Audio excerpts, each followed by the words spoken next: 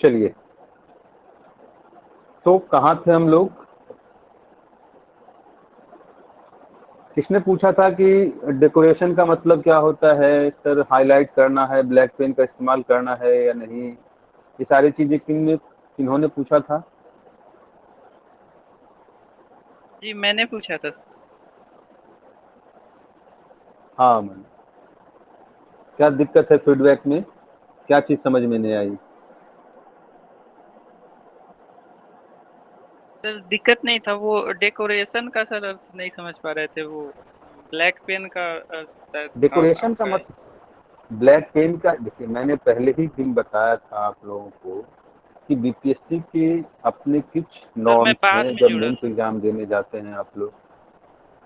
इसमें नॉर्म्स ये है कि आपको सिंगल पेन का इस्तेमाल करना है पूरे एग्जाम में। यानी कि पूरे एग्जाम कहने का मतलब ये है कि जिस पेपर का आप एग्जाम दे रहे हैं उस पेपर में आपको सिंगल पेन यूज करना है, ब्लैक या ब्लू पेन का इस्तेमाल करना है। दूसरा कंडीशन इसमें ये है कि अगर आपको पेन चेंज करना पड़ता है, पेन चेंज करने का मतलब क्या है कि कलर, पेन का कलर अगर चेंज करना पड़ता है तो वहाँ पर आप इन्विजिलेटर से सिग्नेचर करवा लीजिएगा, उसका ऑथेंटिकेशन ले लीजिएगा, ऑथेंटिफिकेशन ले लीजिएगा, ठीक है। दूसरी बात रहा कि हाईलाइट वगैरह करने का जो इशूज है वो बीपीएससी में नहीं करना है। ये आप यूपीएससी में कर सकते हैं, यूपी पीसीएस में कर सकते हैं, लेकिन बीपीएससी में ये प्रोहिबिटेड है, ठीक है। इसके अलावा जितने भी धार्मिक या पीटीओ लोग, वो चीजें लिखना है, ठीक है। और जानना है अमन? सर अंडरलाइन तो कर सर सकते हैं ना? Hello sir. नहीं, मैं हाईलाइट करने का मतलब क्या हुआ अंडरलाइन भी लवली? नहीं करना है। जैसे कुछ भी लिखे उसको थोड़ा दिखाना है तो अंडरलाइन नहीं कर सकते हैं? कोई भी टॉपिक नहीं, जैसे शुरू कुछ नहीं किए हैं। करना। बीपीएससी का कथन है सादा जीवन उच्च विचार, यानी कि सादा लिखिए, कोई ज्यादा उसमें कुछ नहीं करना है, बस आपको अपनी बातें स्पष्ट कर देनी है वहाँ पर, इम्फेसिस कहीं नहीं करना है कुछ भी चीज़। हाँ, कुछ और पूछना था किन्हीं को? सर पूछ रहे हैं जो पेन वाला बोले, मान लीजिए सर एक एक कंपनी का सर दो पेन है, अगर एग्जाम में ले गए हैं सर, और मान लीजिए कोई एक पेन लिखते लिखते उसका सिर्फ सर कलर, बॉल निकल गया। कलर का मैंने मैंने अनिल कहा सिर्फ कलर का इशू है, बाकी कोई इशू नहीं है, ठीक है। ताकि बहुत सारा पेन है सर, ये लिखते लिखते मोटा चलने लगा सर, तो उसको फिर चेंज कर देंगे सर, तो वहाँ भी कुछ करना, वैसा नहीं ना करना है। मैंने सिर्फ एक ही बात बताई ना आपको, कंडीशन यह है ब्लैक या ब्लू जब चेंज होता है, अगर ब्लू से लिख रहे हैं और ब्लैक से लिखने की आवश्यकता आ गई, तब वहाँ पर इन्विजिलेटर की आवश्यकता। आप पेन लिख रहे हैं, अब पुराना वाला पेन खत्म हो गया, अब नए पेन से इस्तेमाल करना है, तो स्वाभाविक है कि कुछ अंतर होगा। तो इतना जब करवाते रहिएगा बस, तो जी ये सर, सब चीज़ें जी नहीं वही है, जान। सिर्फ कलर का अंतर है, ठीक है। सिर्फ ब्लैक की जगह अगर ब्लू ठीक है लिखते हैं, सर। ब्लू की जगह ब्लैक लिखते हैं, तब वो दिक्कतें आती है वहाँ पर। और कुछ?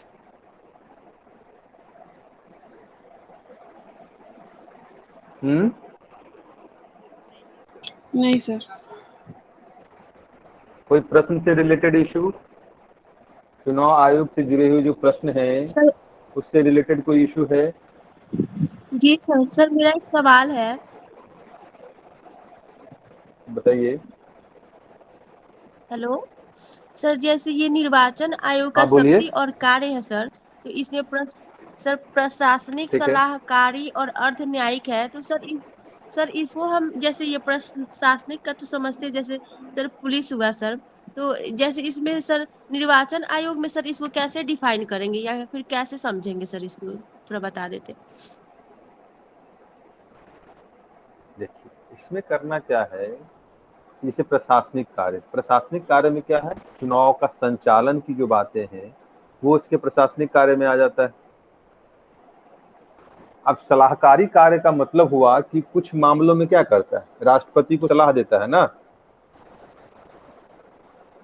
जी जी सर। और अर्धन्यायिक कार्य का मतलब क्या हुआ कि जहां पर वो क्या करता है, न्यायालय की भूमिका में आता है, न्याय की भूमिका में आता है। जैसे कि कहीं पर क्या करना है, किसी के प्रत्याशी के योग्यता के प्रश्न को लेकर अगर बातें, कहीं पर क्या करना हो, हमें चुनाव को रद्द करने की बातें, ये सब उसके अर्धन्यायिक कार्य है ना।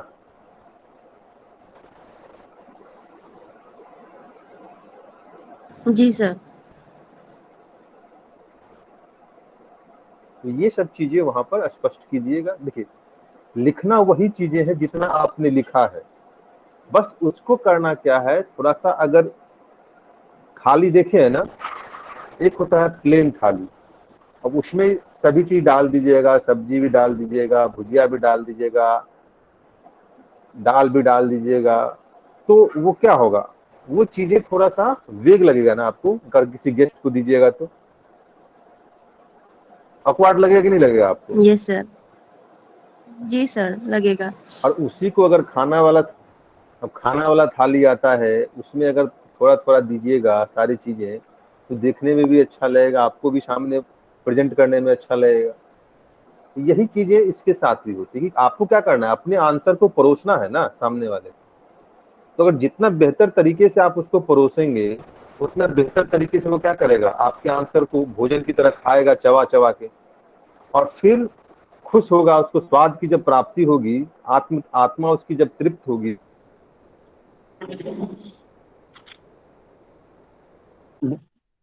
मिलेंगे आप। बोल रहे थे सर कि शक्तियों के कार्य में सर 3 है, प्रशासनिक, सलाहकारी और अर्धन्यायिक सर। तो सर आपके नोट्स में सर इस तीनों के बारे में टोटल सर 8 पॉइंट है सर। कर रहा है मुझे। ये 8 पॉइंट लिखने से सर तीनों टाइम हो जा रहा है सर, प्रशासनिक, सलाहकारी और अर्धन्यायिक सर। और कोई कुछ पूछना है? आज मैं खुद परेशान हूँ नेटवर्क सर के ये कारण। लोकतंत्र सर हाँ चुनाव बोलिए। लोकतंत्र की हृदय गति के समान है, इसको कैसे सर एक्सप्लेन किया जाए, मुझे समझ नहीं आ रही है। चुनाव हृदय गति के समान है, कहने का मतलब क्या है कि चुनाव लोकतंत्र की जीवंतता का परिचायक। जो प्रस्तावना में आपने बात की है, लोकतांत्रिक गणराज्य को क्या करता है, वास्तविक धरातल पर उतारता है। इसके माध्यम से आप जो संसदीय प्रक्रिया है, जनप्रतिनिधित्व प्रणाली है आपका, उसके माध्यम से आप क्या करते हैं, चुनाव के माध्यम से सरकार को जवाबदेह बनाते हैं। सरकार को जन कल्याण के लिए, जनता के सशक्तिकरण के लिए और वंचित समूहों के सशक्तिकरण के लिए क्या करते हैं, जवाबदेह बनाने का प्रयास करते हैं। चुनाव क्या करता है, सरकार के 5 वर्ष के कार्यों का मूल्यांकन करने का आधार प्रदान करता है, और फिर आप एक विचार बनाते हैं कि हमें संबंधित पार्टी या प्रत्याशी को मत देना है या नहीं देना है। यहीं पर अगर हम क्या करें, चीन की तरह या रसिया की तरह क्या करें, एक बार जिनपिंग जी बन गए, अब सदा के लिए जिनपिंग जी क्या होंगे, राष्ट्रपति बने रहेंगे। एक बार पुतिन जी बन गए, अब सदा के लिए राष्ट्रपति बने रहेंगे। ये प्रक्रिया क्या होगी, उसकी जवाबदेहिता पर प्रश्न नहीं खड़ा कर सकते ना आप उसके लिए अगर किसी तरह का प्रतिरोध करेंगे, तो खोमचे में ले जाके आपकी क्या करेगा, अच्छे से खातिरदारी करेगा। लेकिन जब लोकतंत्र की बात करते हैं, तो यहाँ पर आपके पास वो राइट है कि आप अपने हित को लेकर, उसके मैनिफेस्टो को लेकर आप सरकार से सवाल जवाब कर सकते हैं, उससे पूछ सकते हैं, उसको जवाबदेह ठहरा सकते हैं। बात तो समझ रहे हैं? जी सर, आगे सर। तो यही चीजें वहां पे अच्छे शब्दों के साथ उसको रिप्रेजेंट करना है कि चुनाव का महत्व क्या है। हृदय गति का मतलब क्या हुआ कि जो चुनाव प्रक्रिया है, चुनाव किसी भी देश में होता है, उसका महत्व क्या है, यही मतलब हुआ ना। जी सर। तो महत्व जो चुनाव का है उसको बताइए। और कुछ?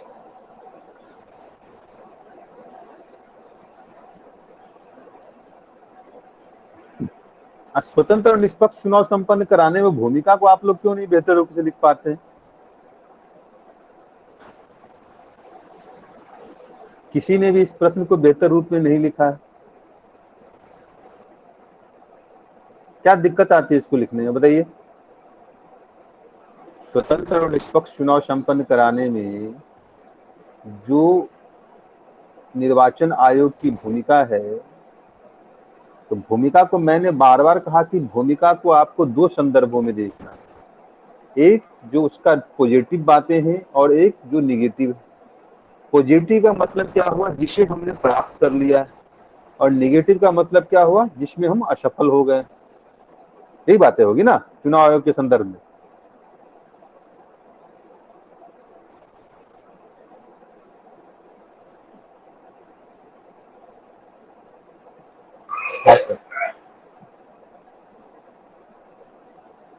तो इसमें क्या दिक्कत है, क्यों नहीं लिख पाए आप लोग इसको?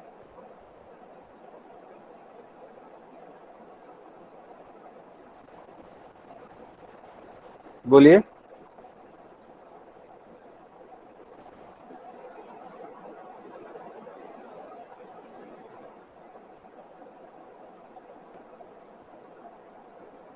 बोलिएगा कि नहीं बोलिएगा? हाँ दीपाली, आपने लिखा सर है उसमें है लेकिन कि भेज नहीं पाए। चुनाव के संचालन कर चाहिए की भूमिका की चर्चा कीजिए। क्या?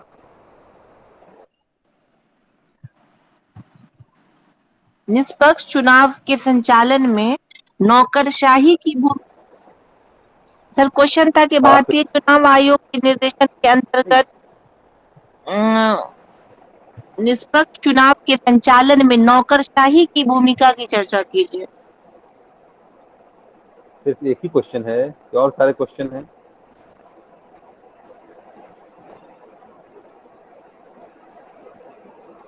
और भी क्वेश्चन है Farah? Yes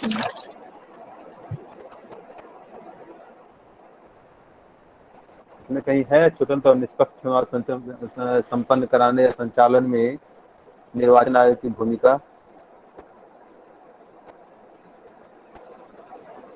yes sir first question.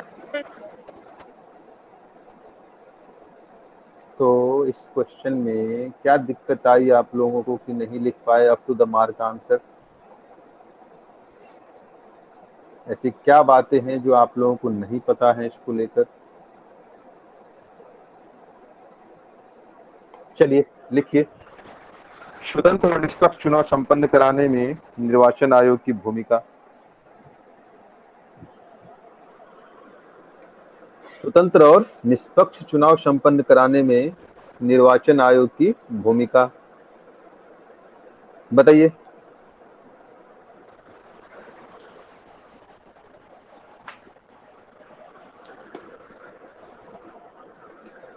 तो जब हम निर्वाचन आयोग के स्वतंत्र और निष्पक्ष चुनाव के संदर्भ में बात करते हैं इसकी भूमिका को लेकर, तो पहले हमें यह जानना पड़ेगा ना कि आखिर वो कौन कौन से मुद्दे हैं, कारण हैं या चुनौतियां हैं जो स्वतंत्र और निष्पक्ष चुनाव को प्रभावित करती।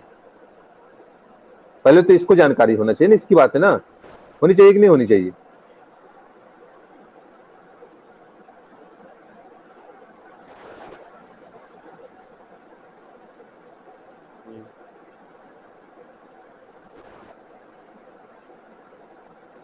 बोलिए। जी सर।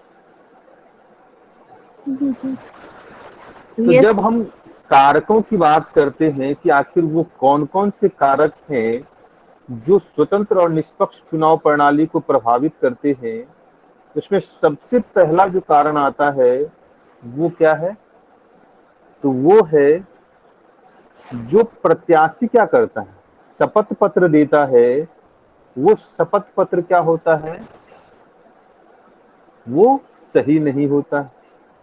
मतलब यह हुआ कि उसमें जो उसको ब्यौरा भरना है कि उसकी संपत्ति क्या है, उसकी देनदारी क्या है, उसकी शैक्षणिक योग्यता क्या है, उसके आय के स्रोत क्या है, उस पर जो आपराधिक मामले हैं कितना है, क्या है, किसकी प्रकृति क्या है, इसको लेकर जो बातें स्पष्ट करनी है, यहाँ पर क्या करता है वो यहाँ पर इसकी कुछ जानकारियों को छुपा लेता है। बात स्पष्ट हुई? जी सर। दूसरा जो कारण है स्वतंत्र और निष्पक्ष चुनाव को लेकर, वो क्या है? धनबल और बाहुबल का व्यापक स्तर पर प्रयोग। और धनबल व बाहुबल की अगर बात करें तो आपको पता होगा कि एक संसदीय चुनाव की अगर बात करें तो वहां पर कितने पैसे खर्च होते हैं? लिमिटेशन क्या है निर्वाचन आयोग का?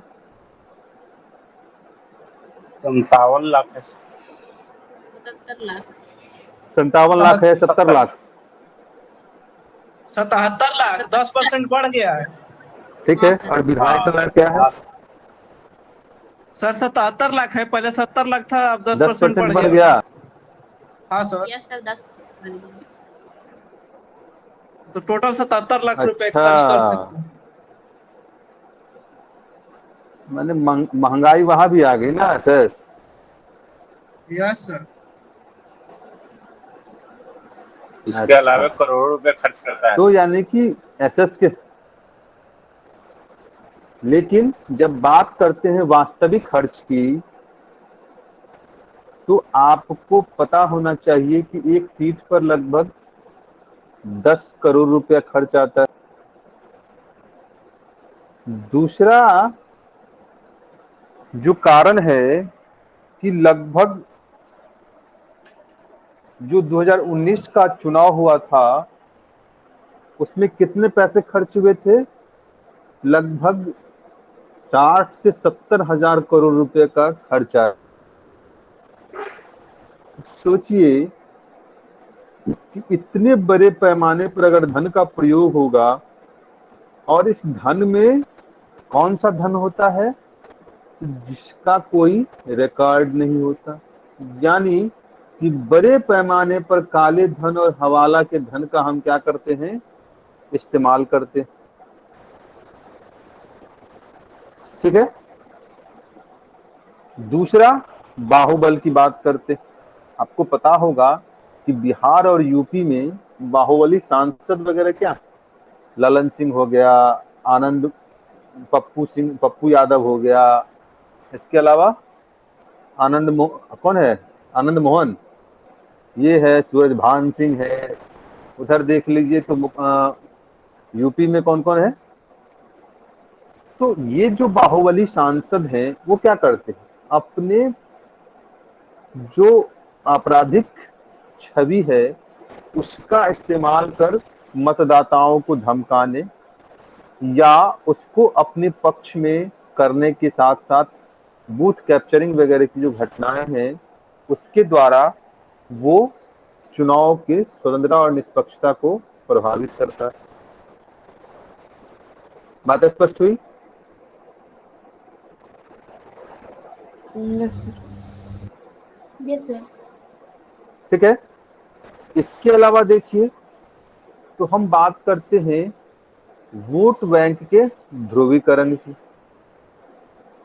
और वोट बैंक के ध्रुवीकरण की जब बात करते हैं तब वहां पर आता क्या है? जो संवेदनशील और विभाजनकारी मुद्दे, जैसे भाषा के नाम पर, क्षेत्र के नाम पर, जाति के नाम पर, धर्म के नाम पर, आरक्षण के नाम पर हम क्या करते हैं? मतदाता को प्रभावित करने का प्रयास करते हैं और फिर उसका अप्रत्यक्ष लाभ लेने की कोशिश करते हैं। फिर हमने बताया कि स्वतंत्र और निष्पक्ष चुनाव संपन्न कराने की जब बात करते हैं तो वहां पर जो सत्ताधारी दल हैं और प्रशासनिक अमला है उसके दुरुपयोग की बात करते हैं। ठीक है, जब हम स्वतंत्र और निष्पक्ष चुनाव की बात करते हैं, इसमें हम बात करते हैं मॉडल कोड ऑफ कंडक्ट के उल्लंघन की बात करते हैं। जब हम स्वतंत्र और निष्पक्ष चुनाव की बात करते हैं तो मतदाताओं को दिया जाने वाला प्रलोभन और मतदाताओं को दिया जाने वाला प्रलोभन की बात करते हैं कि भाई शराब देंगे, 500 रुपया देंगे। ठीक है, फिर देखिए, जब हम बात करते हैं स्वतंत्र और निष्पक्ष चुनाव को प्रभावित करने वाले कारकों में, तो हम जो मैनिफेस्टो है, मैनिफेस्टो में जो लोक लुभावन वायदे किए जाते हैं, जब लोक लुभावन वायदे की बात करते हैं तो इसका प्रत्यक्ष उदाहरण आप दक्षिण में देखेंगे। तो ये क्या है, तो अम्मा योजना है। अम्मा योजना में क्या होगा, आपको फ्री में फ्रिज देंगे, फ्री में मोबाइल देंगे, फ्री में लैपटॉप देंगे, फ्री में क्या करेंगे, तो आपको फ्री में क्या होगा, खाना खिलाएंगे। तो ये सब जो लोक लुभावन वायदे हैं, ये भी क्या करता है, आपको प्रभावित करता है स्वतंत्र और निष्पक्ष चुनाव।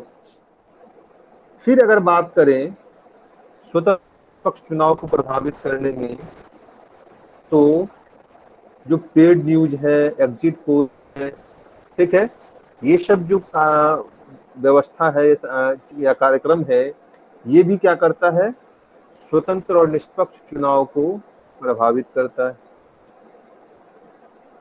फिर अगर बात करें तो आज के डिजिटल युग में जिस तरीके से सोशल मीडिया का इस्तेमाल हो रहा है एक दूसरे पर आरोप प्रत्यारोप को लेकर और चुनाव प्रक्रिया को प्रभावित करने को, चीजें बहुत ही गंभीर।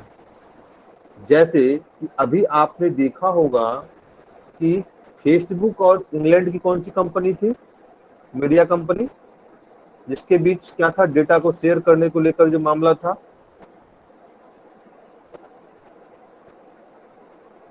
पता है किन्हीं को?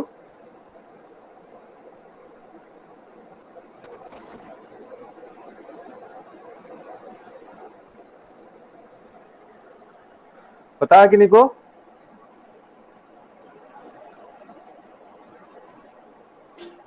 सर नाम मिस कर रहे हैं अभी। चलिए, तो उसको एक बार देख लीजिएगा आप लोग, मुझे भी ध्यान से मिस कर गए हैं। तो वहां पर क्या देखे आपने? हमने देखा कि वहां पर जो क्या था सुमित, एक तो पेगासस था लेकिन वो इजराइल का था सर। नहीं, वो चीजें अलग है, वो तो जासूसी वाला है ना। हाँ लेकिन डेटा शेयरिंग वहाँ भी हो कर रहे रहा हैं है। वोट बैंक को प्रभावित, नहीं, वो चीजें तो चुनाव से रिलेटेड नहीं है ना। डेटा शेयरिंग वो तो आपकी जासूसी करने की बात है ना, नहीं है रिलेटेड सर। यहाँ पर मतदाता को प्रभावित करने की बात। तो यहाँ पर क्या किया गया, फेसबुक में, ट्विटर था या फेसबुक था या ट्विटर था, जो भी हो देख लीजिएगा एक बार आप लोग। मेरे कहने का मतलब है कि मैंने आपको याद दिलाया कि सोशल मीडिया का भी क्या हो रहा है, व्यापक स्तर पर दुरुपयोग हो रहा है, जो आपके स्वतंत्र और निष्पक्ष चुनाव को प्रभावित करता है। इसके अलावा हम बात करते हैं स्वतंत्र और निष्पक्ष चुनाव को प्रभावित करने वाले कारकों में, तो बात करते हैं राजनीतिक, आपराधिक, कॉरपोरेट और प्रशासक के बीच क्या है, एक नेक्सस डेवलप हो रहा है। ठीक है, और यह नेक्सस क्या कर रहा है, तो स्वतंत्र और निष्पक्ष चुनाव को प्रभावित करने में महत्वपूर्ण भूमिका निभा रहा है। ठीक है, हमने क्या कहा, राजनीतिक, आपराधिक, कॉरपोरेट और प्रशासक का एक नेक्सस तैयार हो रहा है जो स्वतंत्र और निष्पक्ष चुनाव को प्रभावित करता है। इसके अलावा जो चुनाव आयोग की संस्था में अपनी कमियां हैं वो भी स्वतंत्र और निष्पक्ष चुनाव को प्रभावित कर रहा है। जैसे कि हमने कहा कि विशेषकर जो कार्यपालिका का हस्तक्षेप है निर्वाचन आयोग में वो कहीं न कहीं चुनाव आयोग की स्वतंत्रता और निष्पक्षता पर प्रश्न खड़ा करता है। ये इतने सारे मुद्दे हैं जो स्वतंत्र और निष्पक्ष चुनाव को प्रभावित करता है। बताइए इसमें से कैम्ब्रिज एनालिटिका क्या था जो आपको पता नहीं? हाँ, कैम्ब्रिज एनालिटिका का जो मामला था वो चीजें इसमें क्या कहा गया, तो फेसबुक के द्वारा ही उसको शेयर किया गया था ना डेटा वगैरह की आप यहाँ से भारत के चुनाव को प्रभावित कर सकते हैं पढ़ने के लिए। जी सर 50 इसके अलावा और चीज है ना, हाँ इसके अलावा और चीजें कई सारे ऐसे ऐप हैं जिसके माध्यम से क्या होता है, इसके माध्यम से आपको क्या दिखाया जाएगा कि 50 लोग जनसभा में अवेलेबल हैं लेकिन उसके माध्यम से आपको दिखाया जाएगा कि 50,000 लोग क्या थे इसमें शामिल थे। ऐसी भी चीजें है ना।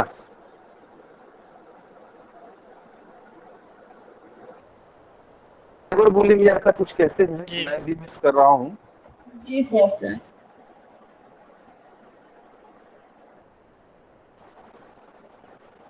तो ये सब चीजें आपको बताइए कि मैंने जितनी बात बताई आपको हर चीजें पता थी या नहीं पता थी?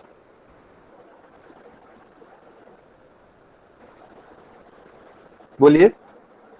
पता थी सर। जी सर। आंसर के टाइम लिखने के टाइम में सर ये सब बातें आती ही नहीं है।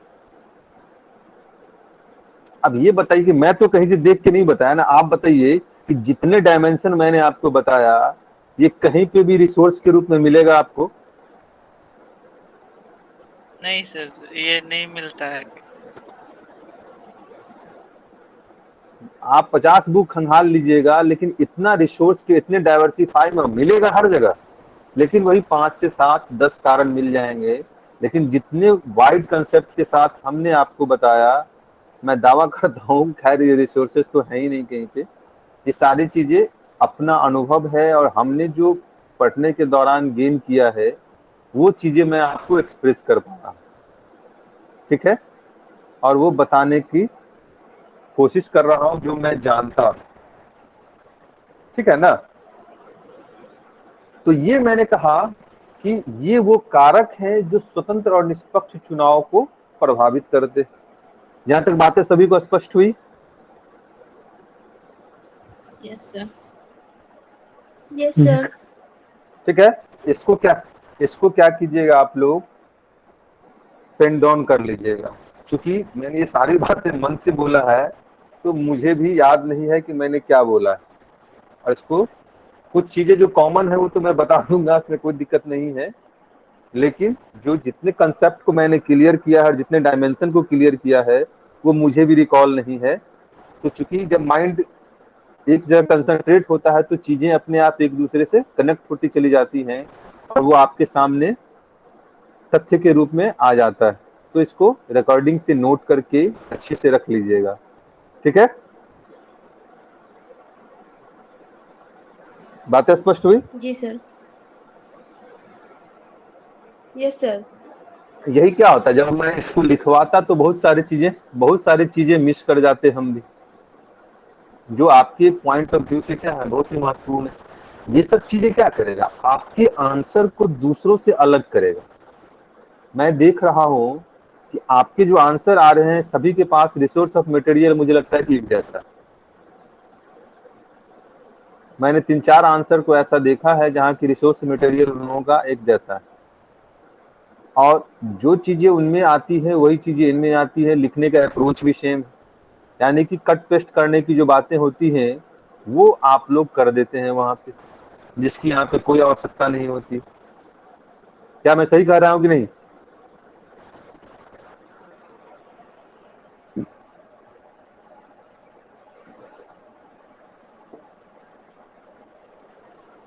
बोलिए, मैं सही कह रहा हूँ?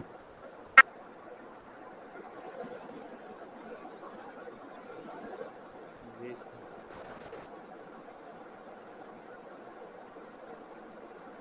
चलिए,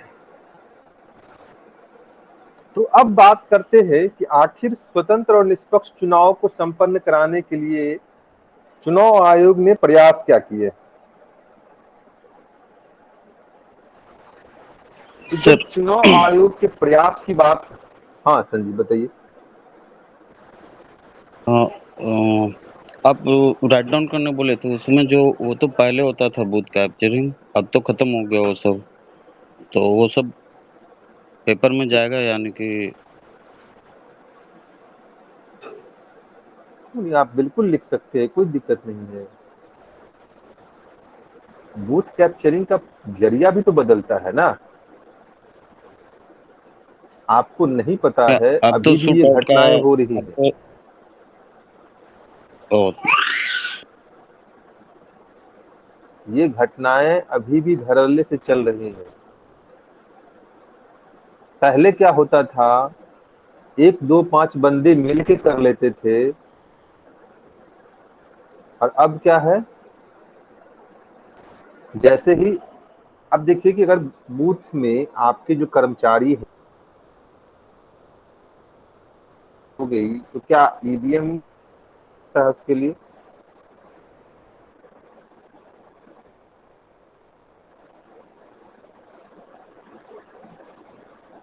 कुछ कर सकता है?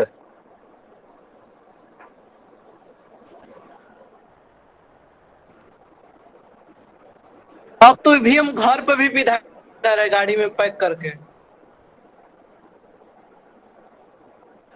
देखिए संजीव घर पे मंगवा रहे हैं इसको। दूसरी बात मैंने कहा कि जो बाहुबली हैं, वो अगर वहाँ जो प्रिजाइडिंग ऑफिसर वगैरह है, कर्मचारी वगैरह है, उसको अगर एक बार इन्फॉर्म कर देगा कि अगर मेरे फेवर में काम नहीं किए तो फिर घर जाने लायक नहीं रहोगे, तो बताइए कि वो कुछ कर सकता है वहां पर? आप उसकी सिक्योरिटी कहाँ तक है? जब तक वो सेंटर पे है और वोटिंग करवा रहा है तभी तक आप सिक्योरिटी देंगे ना उसको, उसके बाद भी देंगे? हम्म।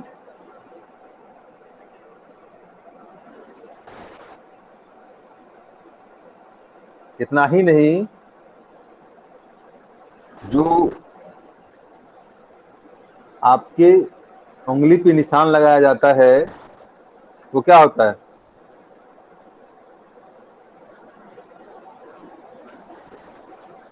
बताइए।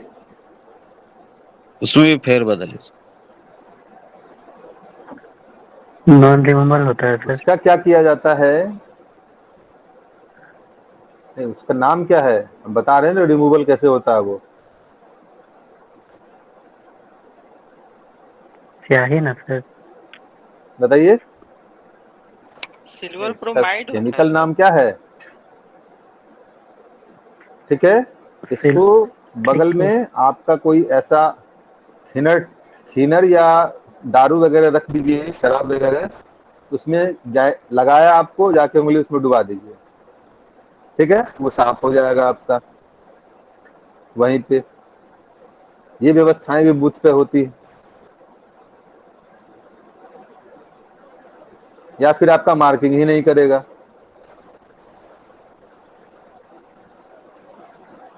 तो बहुत सारे लूप होल्स हैं संजीव, समझ गए? ऐसा लिखेंगे तो नंबर मिलेगा सर? क्या? बिल्कुल मिलेगा, क्यों नहीं लिखेंगे बूथ कैप्चरिंग? ये नेगेटिव हो जाएगा। ये चीजें आप क्यों सोच लेते कि हर चीज निगेटिव होगा?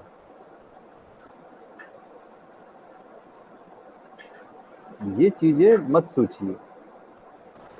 आप सिर्फ एक ही चीज क्यों कह रहे हैं? अभी तक मान लीजिए बिहार पंचायत का चुनाव हो रहा है, वहां पे अगर बैलेट का इस्तेमाल होता तो वहां बूथ कैचुअली नहीं होती।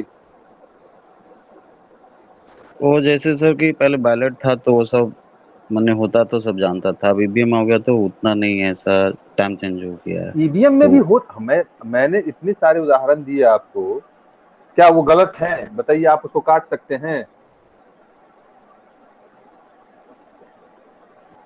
नहीं, गलत नहीं है सर, बस वही बैलेट की जगह ईवीएम आ गया। ईवीएम के थ्रू ज्यादा मैनिपुलेट नहीं हो पाता है सर, लेकिन होता तो है ही। आप वहां पे जाइए, जैसे हम हम कह रहे लोग कि भी आइडेंटिफाई करने का काम किसका है? आइडेंटिफाई करने का काम किसका है? प्रिजाइडिंग ऑफिसर का। निर्वाचन आयोग।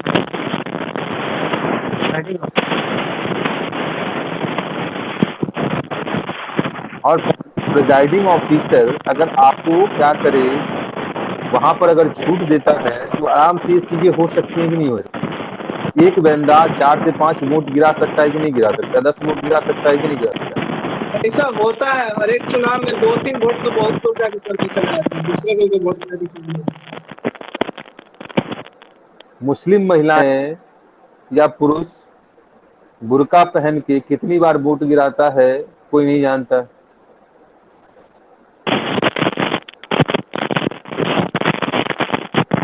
तो ये चीजें आम बात है, इसको लेकर ज्यादा चिंता करने की जरूरत नहीं है।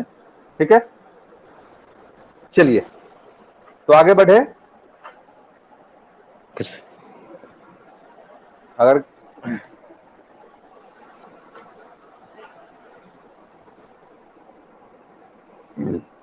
आगे बढ़े, यस यस सर। और कोई प्रश्न है मन में? Yes sir.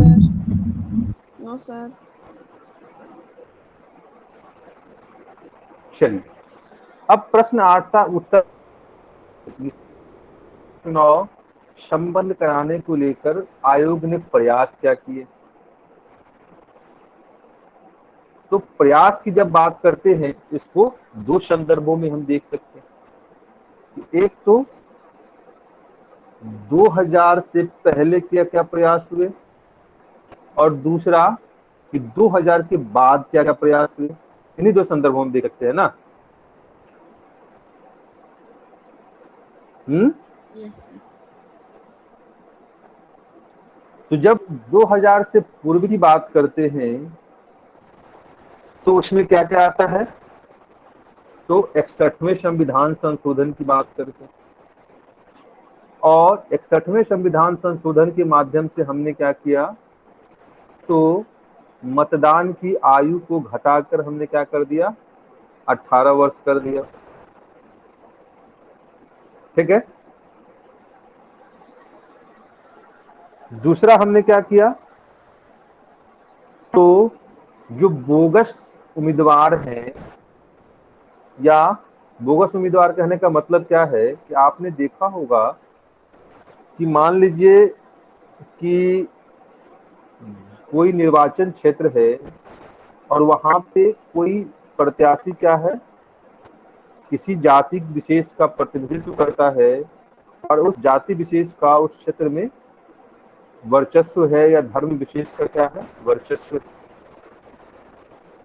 तो वैसी परिस्थिति में बड़े पैमाने पर पार्टियां क्या करती हैं, इसको काउंटर बैलेंस करने के लिए बोगस उम्मीदवारों को खड़ा करती, निर्दलीय के रूप में। और इसके परिणाम स्वरूप आप क्या देखते हैं, एक ही संसदीय क्षेत्र या विधानसभा क्षेत्र में 15-15, 20-20, 25-25 उम्मीदवार आपको दिखाई देने लगेंगे। होता है ऐसा ना? Yes sir.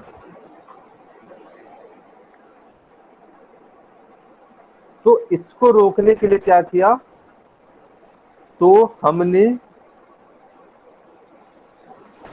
नामांकन पत्रों के लिए जो दस्तावेज वगैरह हैं और प्रस्तावक हैं, क्योंकि आपको प्रस्तावक चाहिए तभी आप नामांकन दर्ज करवा पाएंगे या अपना नामांकन रजिस्टर्ड करा पाएंगे, तो इसकी संख्या में वृद्धि कर दी गई। ठीक है, ताकि अनवांटेड जो उम्मीदवार हैं उसको चुनाव संचालन की प्रक्रिया से बाहर रखा जा सके। फिर हम बात करते हैं तो हमने क्या किया, वोटर आईडी को सामने लाया और वोटर आईडी के माध्यम से हमने क्या किया, तो मतदाता की सही पहचान सुनिश्चित करने की बात की और बोगस वोटिंग वगैरह का जो कंसेप्ट था उसको हमने क्या किया, यहाँ पर कम करने का प्रयास किया। ठीक है, मतदाता पहचान पत्र और मतदान की सूची। हाँ, स्वतंत्र और निष्पक्ष चुनाव के संपन्न संदर्भ में एक चीजें और ध्यान में रखिएगा आप लोग, और वो यह कि जो फर्जी क्या है, मतदाता है। ठीक है, कहने का मतलब क्या है कि आपने न्यूज में पढ़ा होगा कि कई सारे राज्यों में क्या किया गया, फर्जी मतदाता बनाए गए और उसका रजिस्ट्रेशन करवाकर फर्जी जो है मतदाता लिस्ट बनाकर उसको वोटिंग के लिए एबल बना दिया गया। सुना है ना?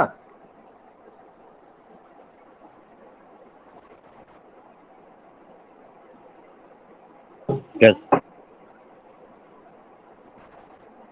यह भी क्या करता है, स्वतंत्र और निष्पक्ष चुनाव को प्रभावित करता है ना।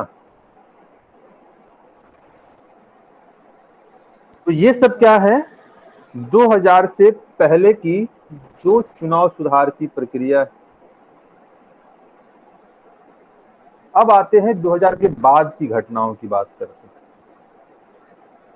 तो 2000 के बाद की अगर घटनाओं की बात करें तो इसमें पहला जो मामला है वो क्या है, हमने क्या किया, ईवीएम को मशीन को हमने क्या किया, पूरे भारत लागू किया और बैलेट के माध्यम से होने वाली चुनाव प्रक्रिया को हमने समाप्त किया, ताकि जो बूथ कैप्चरिंग वगैरह की घटनाएं हैं, बोगस वोटिंग की घटनाएं हैं, उसको हम क्या कर सके, इसके माध्यम से समाप्त कर सके। फिर देखिए, तो हमने क्या किया, एग्जिट पोल पर प्रतिबंध लगाया। हाँ, उसमें तो आपने लिखा, बता दिया था ना मैंने, जो स्वतंत्र और निष्पक्ष चुनाव संपन्न कराने में जो हमने कहा कि पेड न्यूज है, एग्जिट पोल है, ठीक है, इस सब की भी भूमिका को आप उसमें स्पष्ट करेंगे। तो एग्जिट पोल में हमने क्या किया कि चुनाव से समाप्त होने के आधे घंटे के बाद ही हम क्या कर सकते हैं, उसको जारी कर सकते। पहले क्या था, पहले यह था कि हर एक चरण के चुनाव के बाद एग्जिट पोल को हम क्या करते हैं, जारी करते थे और इसके माध्यम से जो स्वतंत्र और निष्पक्ष चुनाव है उसको प्रभावित करते थे। तो अब क्या है कि जब मतदान की प्रक्रिया संपन्न हो जाएगी, चुनाव प्रक्रिया पूरी तरीके से संपन्न हो जाएगी, तब हम क्या करेंगे, उसके आधे घंटे के पश्चात एग्जिट पोल को जारी करेंगे और फिर वहां पर कहेंगे कि जो कौन कौन है, चाणक्य है, इसके अलावा और कौन कौन सब है जो एग्जिट पोल जारी करता है। तो वो लोग क्या करेगा, एग्जिट पोल जारी करके फिर बताएगा कि किसकी सरकार आने वाली है। इसके अलावा देखिए, तो हमने क्या किया, चुनाव खर्च की सीलिंग करने की बात की और चुनाव खर्च की सीलिंग में हमने क्या किया, तो संसदीय क्षेत्र के लिए मैक्सिमम 77 लाख की बात की और विधायकी के लिए कितना किया हमने, 28 लाख। इसमें भी 10% बढ़वाए हैं आप एसएस। Yes sir. एसएस इसमें भी बढ़वाए हैं आप 10%, यानी उसमें भी बढ़ा है सर। यानी कितना हो गया, 30,80,000।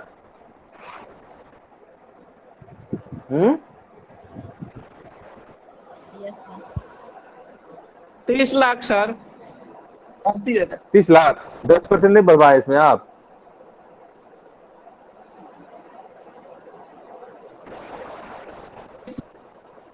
ठीक है, तो इसके माध्यम से क्या है, और साथ ही साथ आपको क्या करना होगा कि अपने चुनाव खर्च का ब्यौरा चुनाव आयोग को देना पड़ेगा।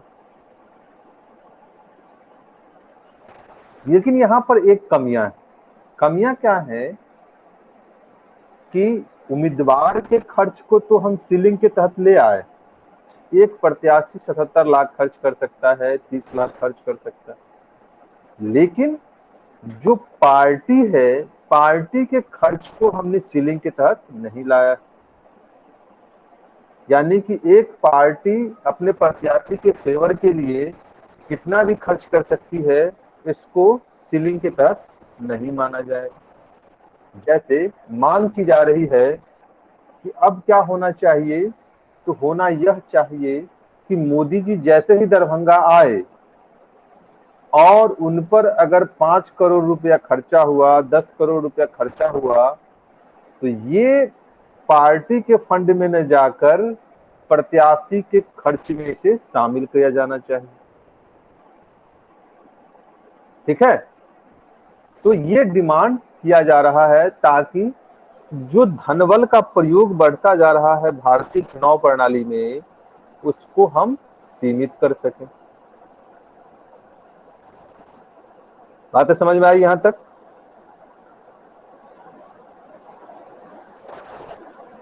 Yes sir. बोलिए। चलिए, नेक्स्ट अगर हम बात करें तो हम बात करते हैं कि तो ईवीएम हमने क्या लाया,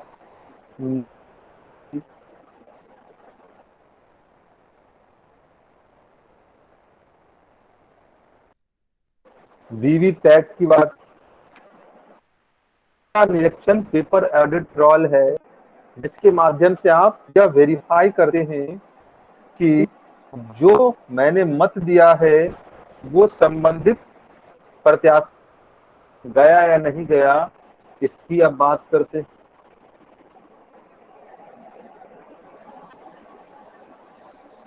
फिर देखिए क्या किया गया है।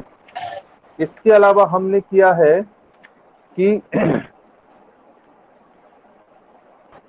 सोशल मीडिया के स्वनियमन की बातें की गई कि सोशल मीडिया का क्या करना है, हमें स्वनियमन करना है, और इसके लिए हमने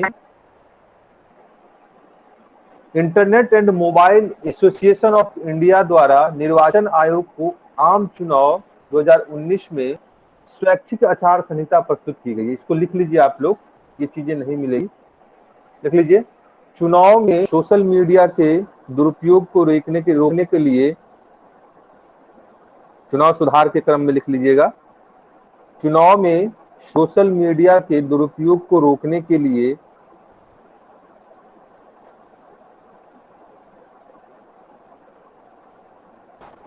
चुनाव में सोशल मीडिया के दुरुपयोग को रोकने के लिए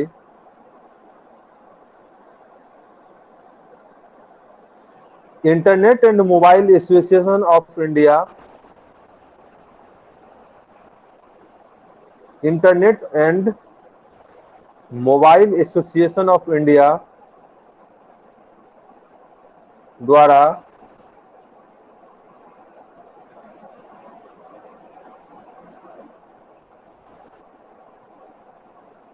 निर्वाचन आयोग के समक्ष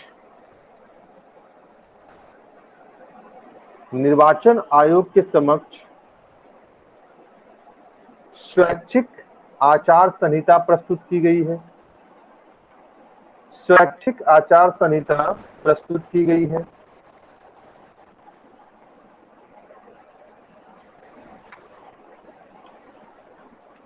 ठीक है, स्वैच्छिक आचार संहिता प्रस्तुत की गई है।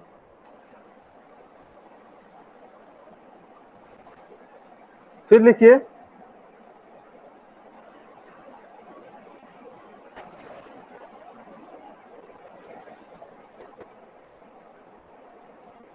तो इसमें लिखिए एक और कि जो तकनीक का प्रयोग है, तकनीक का प्रयोग, तकनीक के प्रयोग में क्या क्या लिखिएगा, तो लिखिए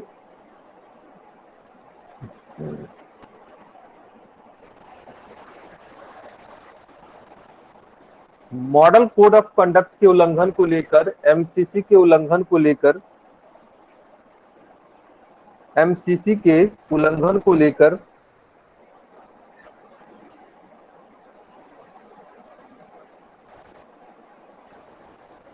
नागरिकों को रिपोर्ट दर्ज करने में सक्षम बनाने के लिए, नागरिकों को रिपोर्ट दर्ज कराने में सक्षम बनाने के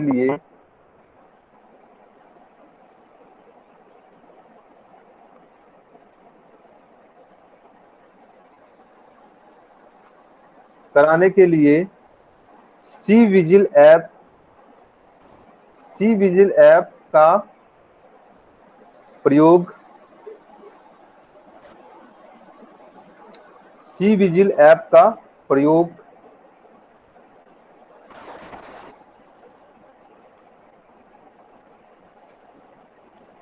दूसरा लिखिए जीपीएस द्वारा मतदान केंद्रों का रियल टाइम निगरानी, जीपीएस द्वारा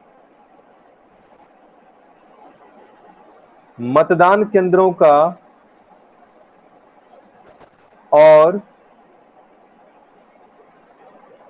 मतदान केंद्रों का और ईवीएम ले जानों का रियल टाइम निगरानी, मॉनिटरिंग,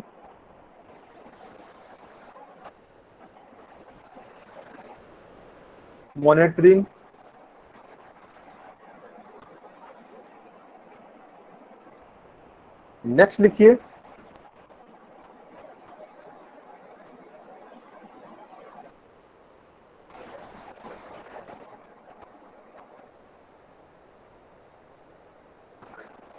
संचार प्रणाली के माध्यम से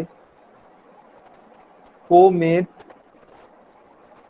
नामक संचार प्रणाली के माध्यम से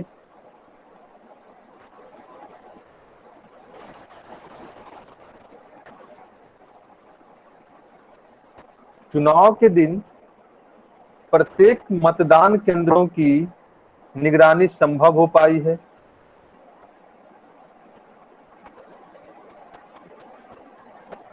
प्रत्येक दिन मतदान केंद्रों की निगरानी संभव हो पाई है।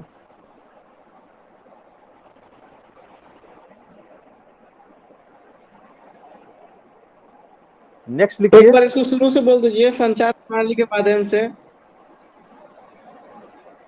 कोमेट नामक संचार प्रणाली के माध्यम से चुनाव के दिन प्रत्येक मतदान केंद्रों की कोमेट COMATE कोमेट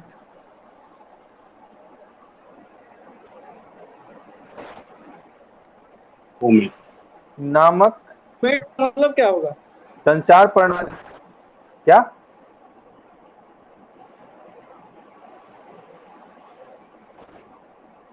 क्या बोले एसएस? कोमेट मतलब नाम दिया गया है ऐप को, संचार प्रणाली को, ठीक है। कोमेट नामक संचार प्रणाली के माध्यम से चुनाव के दिन प्रत्येक मतदान केंद्रों की निगरानी संभव हो सकी है। चुनाव के दिन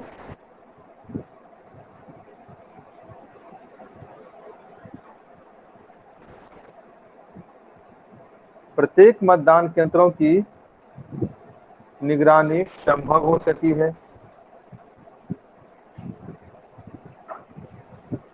ठीक है।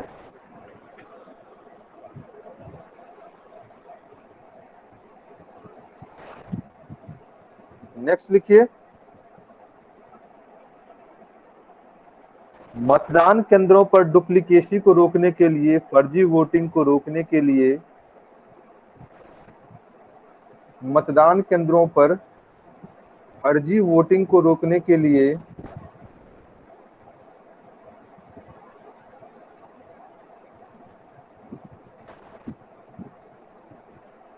मतदान प्रक्रिया का वीडियो रिकॉर्डिंग,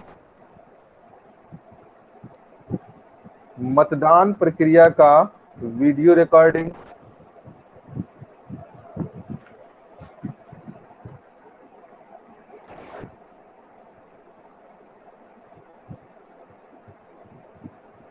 मतदान प्रक्रिया का वीडियो रिकॉर्डिंग।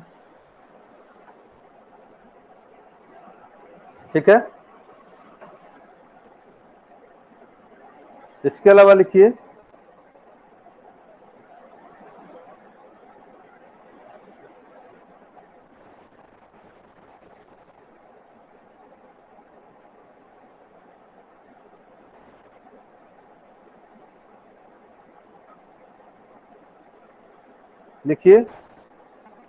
इसके अलावा next point, facial recognition application,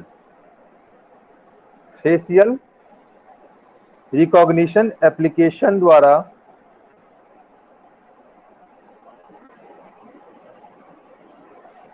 facial recognition application द्वारा मतदान केंद्रों पर मतदाता सत्यापन का मतदाता के सत्यापन का सफलतापूर्वक परीक्षण किया जा रहा है। इसको ब्रैकेट में लिख लीजिए,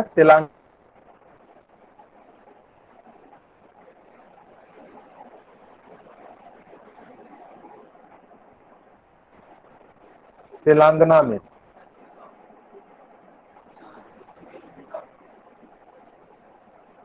ठीक है, इसके अलावा लिखिए डाक मतपत्र और डिजिटल मतपत्र के माध्यम से विदेश में रहने वाले मतदाताओं को भी मतदान का अधिकार दिया गया है। डाक मतपत्र और डिजिटल माध्यम से विदेश में रहने वाले मतदाताओं को भी मतदान का अधिकार दिया गया है, मतदान प्रयोग करने के लिए सक्षम बनाया गया है।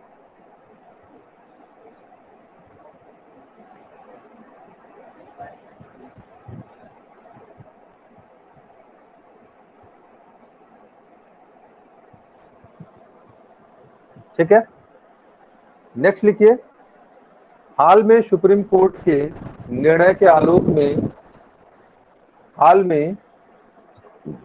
सुप्रीम कोर्ट के निर्णय के आलोक में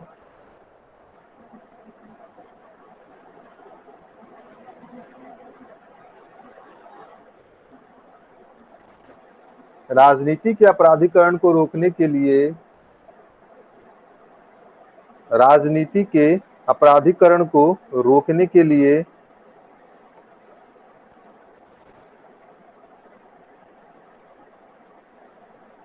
तथा अपराधियों के चुनाव लड़ने पर रोक को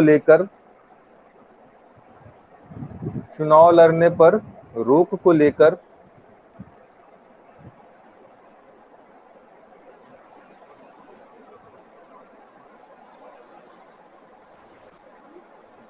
महत्वपूर्ण निर्णय दिए हैं।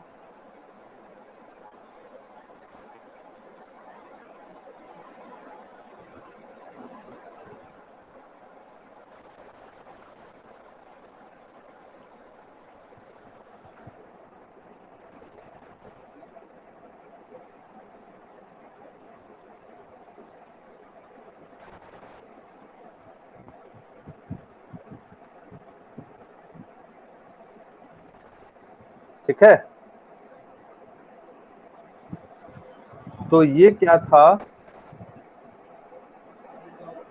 चुनाव सुधार को लेकर जो प्रयास किए गए थे। बातें स्पष्ट हो गई?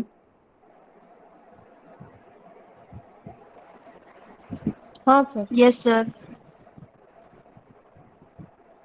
कोई कंफ्यूजन यहाँ तक कि नहीं को? कोई प्रश्न? मन में?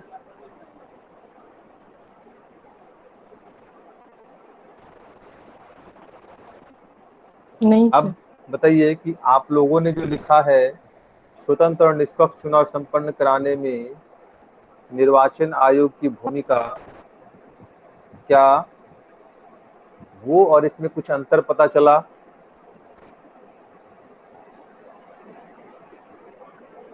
बहुत सारे अंतर हैं।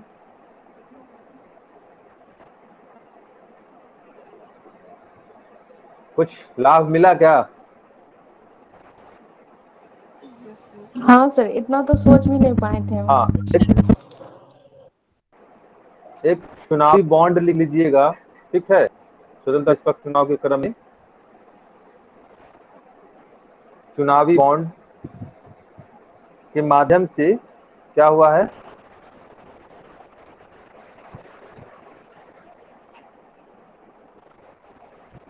क्या हुआ चुनावी बॉन्ड के माध्यम से? बताइए। वो तो चुनावी चंदा से संबंधित है ना, लिमिट अमाउंट हाँ, से ज्यादा हो तो बॉन्ड के रूप में। तो चंदा का रिकॉर्ड आ गया है। क्या उसका प्रोविजन क्या है? हाँ?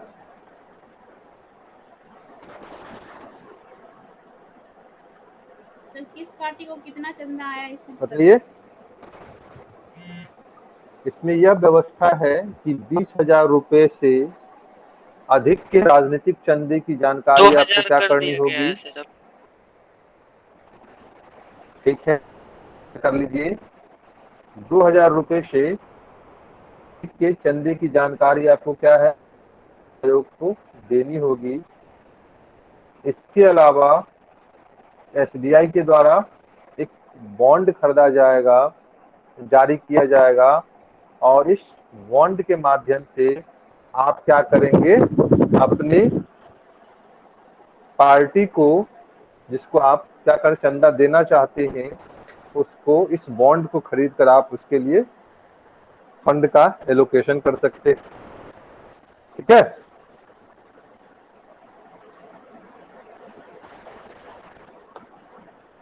बातें स्पष्ट हो गई?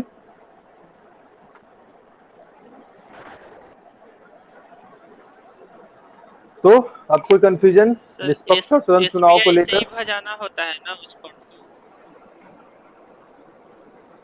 क्या? एसबीआई से ही ना भजाना होता है वो 2000 के बॉन्ड को?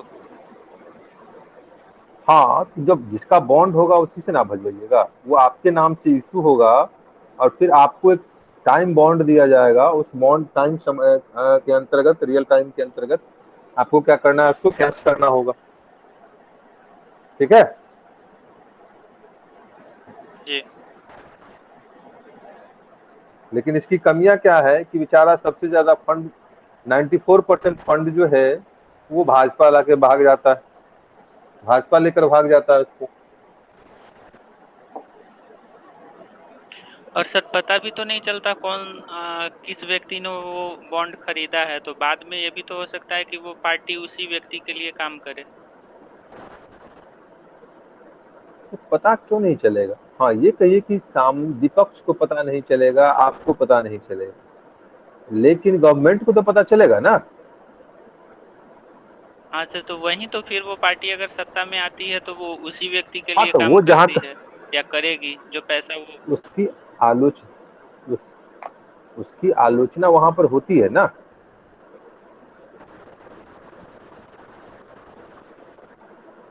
चलिए, और कोई कंफ्यूजन जहां तक में जो बातें स्पष्ट न हुई हो, या मैं आपको जो देना चाहता था या आप जो जानना चाहते थे उसे मैं देने में और आप जानने में सफल हो गए?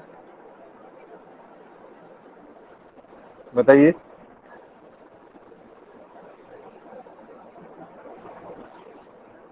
जी।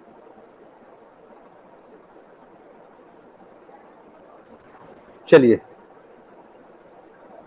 तो इस तरीके से अब एक मेजर टॉपिक रह गया है, और वो क्या है? One nation one election.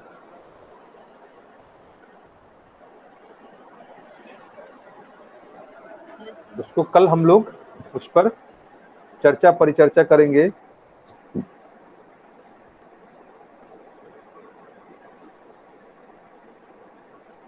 Okay okay sir. तो आज के सेशन को यहीं पे एंड करें कि और कुछ पूछना है? कुछ और पूछना है? कैसी लगी आज की क्लास आप लोगों को? क्लास कैसी लगी आज की? बहुत अच्छा था। सर हमारे आंसर को थोड़ा रिव्यू कर दीजिए। क्या अनुपमा?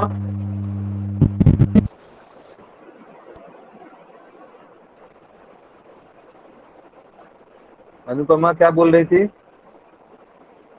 सर वो मैं नहीं बोल रही। सर मैं बोल रही कौन थी, बोल रहे कह थे रही थी मेरे मेरे आंसर आंसर को? थोड़ा चेक कर दीजिए। हाँ दीपाली बताइए, सर क्या मैं करना है आपके दीपाली आंसर को? चेक क्या करना था सर, चेक चेक करना है? करना था। जी सर। वो मैं कर दूंगा, आपने सेंड कर दिया ना, वो मेरी जिम्मेदारी है। जी सर। आप अपनी जिम्मेदारियों का निर्वहन करें, मुझे अपनी जिम्मेदारियों का निर्वहन करने दें, ठीक है? जी सर। वो मैं आपका चेक कर दूंगा। चलिए और कुछ? तो आपके लिए क्लास उपयोगी था आज का? जी सर। यस हाँ सर। सर। जी सर। जो आपने बताया। Yes sir.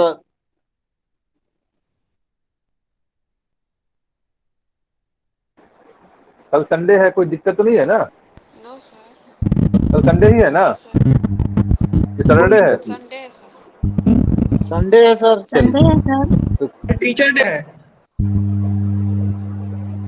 अच्छा कल टीचर डे है,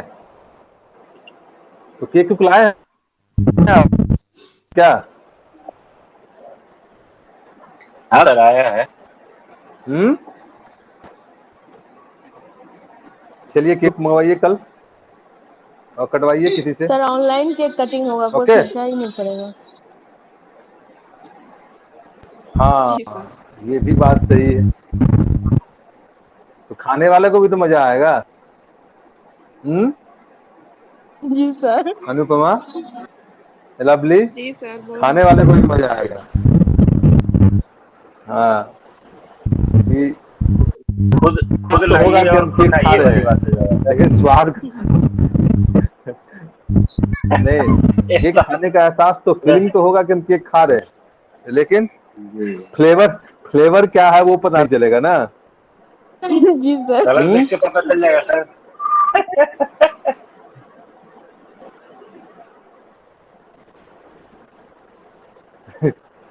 चलिए ओके कोई बात नहीं, तो कल मिलते हैं हम लोग, ठीक है? जी सर। ठीक है सर। चलिए प्रणाम सर। ओके, गुड नाइट, खुश रहिए, बहुत बनिए। गुड नाइट जी। प्रणाम सर। नाम सर। गुड नाइट खुश सर। रहिए, बहुत बड़ा आदमी बनिए, अपनी मनोकामनाएं पूर्ण कीजिए आप लोग।